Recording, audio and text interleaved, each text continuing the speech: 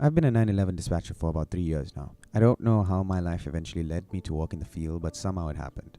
As you can probably imagine, it's not the best job to have. The pay is not good at all, and it's definitely not worth the emotional roller coaster that comes with it. I cannot tell you how many sleepless nights I've had due to what I hear on the other line. Most of my calls aren't too bad, mostly minor domestic disputes and armed robbery reports, but on rare occasions I would get a disturbing call describing a murder scene or something along those lines. The calls with kids were also some of the worst. But one call sticks out, and it happened only a few weeks ago. I live in a decently small town, so crime is not the biggest issue. But I guess that's why whenever I get a call about a murder or grisly crime, it hits worse emotionally. All calls get to me, but not as much as the serious ones do. I'm not saying only some are serious and some aren't, but you get the point. A few nights ago, I get a call at about 11:30 p.m. I don't usually work overnight, but one of my coworkers was out sick, so I volunteered for a double shift as my boss would pay overtime if I did so.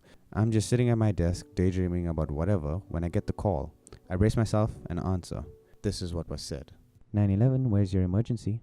Oh God, please help me. Stop her. I was completely caught off guard by the caller screaming into the phone and immediately put on edge. The caller was a man, as I could tell by the deepness in the voice. I knew already this was not routine, and I immediately tried to calm him down so I could find out where he was and send police to his location. Sir, calm down. I need you to tell me where you are. 612 Yorker Street, please send somebody. I have an intruder and she's trying to kill me. Yoka Street was near the edge of town, so it would take police at least 10 minutes to get there. I had to get enough information out of the caller to inform the traveling officers about what they would be dealing with if things escalated. Police are on their way. Are you hurt? No, but she wants to hurt me. She's destroying everything in the house and she's screaming her head off. Through the phone, I could hear the muffled screams of a girl. It was now apparent that the intruder was inside the house. Is there anyone else in the house besides yourself and the intruder? No, I was alone before she broke in. Okay, I need you to listen to me very carefully. Lock yourself inside a room and hide. Stay on the line with me. I'm already locked inside the bedroom and hiding under the bed. Okay, good. Tell me what happened. I don't know, I woke up, I heard things rattling in the living room. I got up and investigated and there was a girl just standing there fiddling with one of the cabinets. I tried to quietly return to my room and call for help, but as soon as I moved, she noticed me.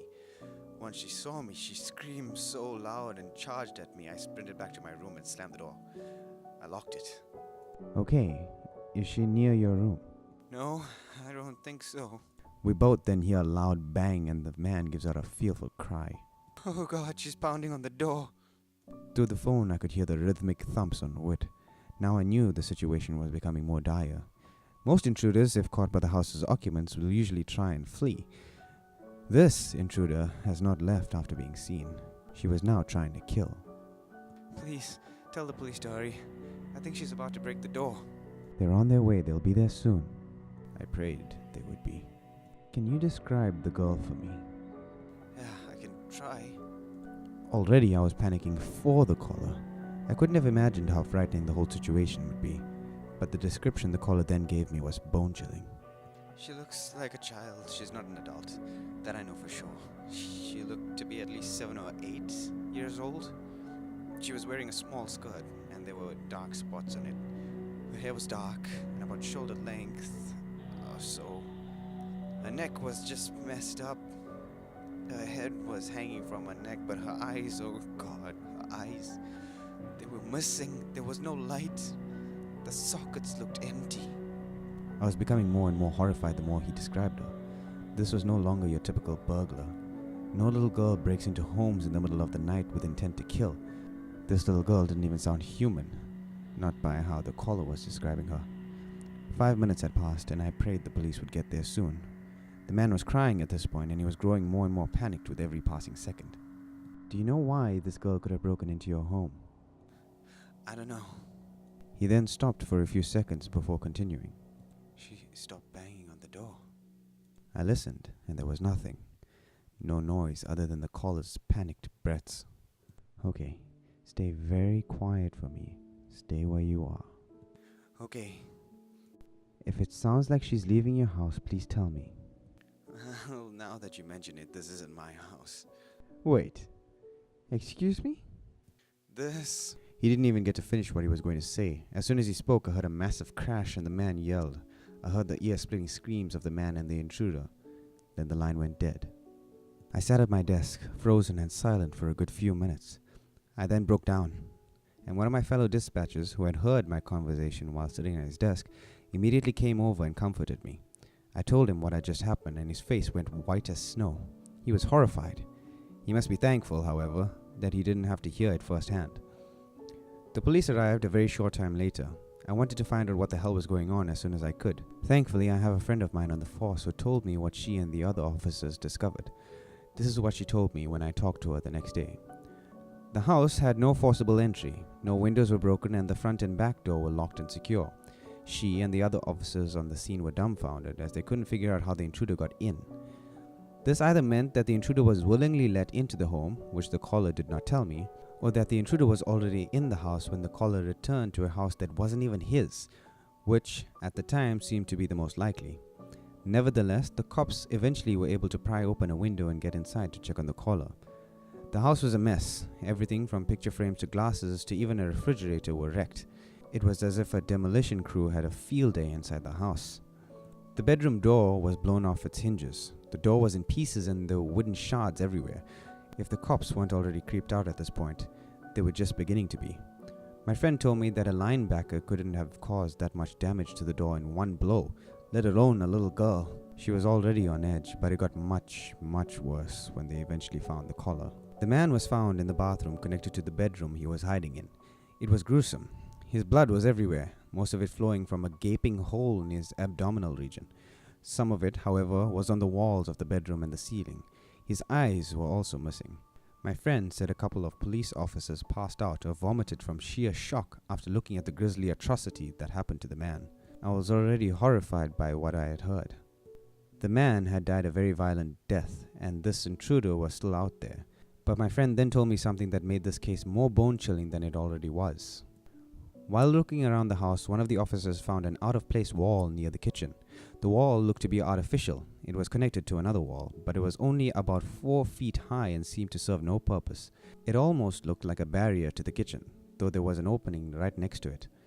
The officer knocked on it lightly. Not only was it hollow, but when the officer knocked, a small hole opened up. He knocked on very lightly, but the wall was so weak that it was enough force to actually penetrate it. He shined a flashlight inside and saw a blanket on the ground. But what caught his attention wasn't the blanket itself. Rather, it was the lump underneath it. He called for the other officers to come over to him ASAP, and they broke the rest of the wall. They inspected the blanket, and one of the officers lightly brushed the blanket off the lump. What they found was almost as disturbing as the dead caller. It was the dead body of a young girl. They immediately closed off the area, and crime scene technicians came and investigated. After some time, the coroner came and took the 2 bodies to the morgue. A few days later, the rest of the details came out about this case. I was eager to hear what the coroner and police had discovered, and my friend called me to tell me the rest of the story as soon as she found out. The caller had died from, and this was the exact term my friend used, blood loss from being gutted. His eyes were never found. The girl was identified as Taylor Watherton, a 9-year-old girl who went missing a little over 2 years ago. She went missing from a local playground, and she was last seen wearing a polka dot covered skirt. I didn't think much of it until I found a missing persons poster with her picture on it.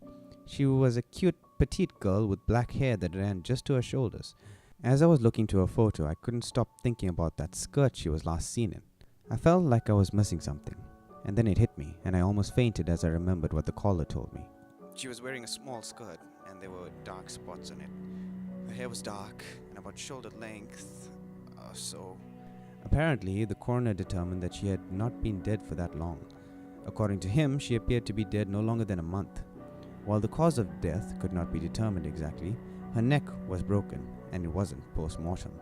I told my friend when I originally talked to her that the caller said that the house wasn't his. She did some digging and reported back to me around the same time the rest of the details were released. The house belonged to a man named Travis Quinsley, who had recently been reported missing. He had apparently told his family he was going on a trip to Canada, as he had a few friends who lived up there and that they were going to have a guy week. However, he didn't return when he was supposed to. During this time, his family would rotate house sitting. His brother, Colby, was the caller. I knew what he had looked like. His photo had been shown on the news a couple of times since his body was identified alongside a missing child. He was a young man with straight strawberry blonde hair and a decent build. After talking to my friend, I looked up a picture of what Travis looked like, as I was curious and wanted to know what he looked like. If he was missing, I wanted to at least have an image of his face that I could put into the back of my mind. My heart dropped when I looked at a picture of him together with his brother on one of his social media accounts. It was captioned, "Back with the twin." He looked exactly like Colby.